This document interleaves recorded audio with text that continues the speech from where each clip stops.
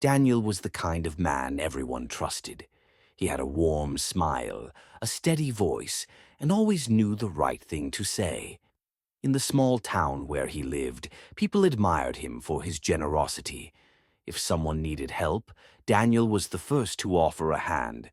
But beneath his kindness, Daniel hid a secret. He didn't help people out of goodness. He did it to make them owe him. One evening, an old woman named Mrs. Carter knocked on his door, desperate. "Daniel, my son is in trouble. He needs money to get out of debt. Can you help?" Daniel smiled gently. "Of course, Mrs. Carter. Don't worry about a thing." She sighed in relief, thanking him with teary eyes. Daniel gave her the money, but he never mentioned the price she would have to pay later. Weeks passed, and Daniel visited Mrs. Carter. "Remember the help I gave you?" he said. "Now I need a favor. Sign this paper for me." She hesitated. "What is it?" "Just a small thing. It says you trust me to handle your property if anything happens to you."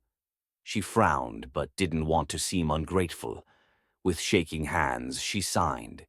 Days later, Mrs. Carter mysteriously fell ill, and when she passed, Daniel took everything, her house, her land, even the money she had left. People mourned her, never suspecting Daniel's hand in her downfall. They only saw the man who helped an old woman in her time of need. And Daniel? He just smiled, already looking for his next victim.